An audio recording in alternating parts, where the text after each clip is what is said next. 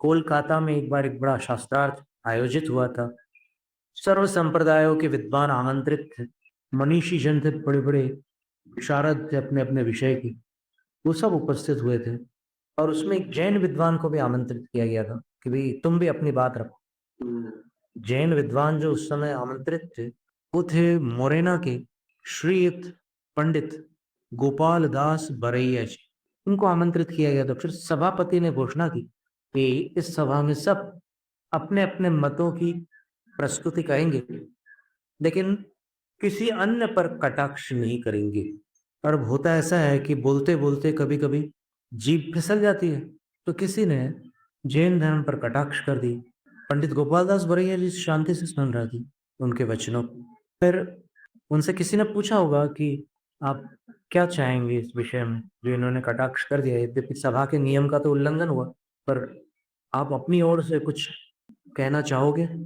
बरैया जी ने उत्तर दिया कि बस मेरा एक निवेदन है कि मेरा वक्तव्य अंत में रखा जाए, मैं और कुछ नहीं चाहता। ठीक है, उस बात को स्वीकार किया गया। अंतिम वक्तव्य पंडित गोपाल दास बरैया जी का हुआ और उन्होंने जितने वक्ता थे वहां पर, जितने उपस्थित विद्वान थे, उन सब के वक्तव्यों को लेकर के और फिर जिनने कटाक्ष किया था उनके उस कटाक्ष को लेकर के भी सुव्यवस्थित सौम्य सभ्य भाषा में संतुलित उत्तर दिया। और उत्तर देकर के उन्होंने सबसे पूछा कि आप मेरी बात से सहमत हैं? तो उन्होंने कहा कि हाँ, अभी तक जितना आपने कहा है उससे हम सहमत हैं। ऐसा करते करते जब उन्होंने अंत में पूछा कि क्या अब हमारी बात से आप लोग सब सहमत हैं, तो उन सब ने कहा कि हाँ, यहाँ तक हम सहमत हैं। उनने बोला बस यहीं तक मुझे कहना था। तब फिर अंत में जो सभाध्यक्ष थे उन्होंने उठ करके माइक हाथ में लेकर कहा कि मैंने आज तक ऐसा वक्ता अपने जीवन काल में कभी नहीं देखा जिसने सबको अपनी बात मनवा ली और पूछ भी लिया कि सब सहमत हो क्या, और सबसे हाँ भी भरवा ली।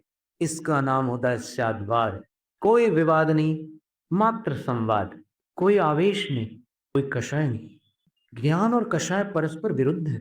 जहाँ कषाय होगी वहां ज्ञान नहीं होगा, जहाँ ज्ञान होगा वहां कषाय नहीं होगी।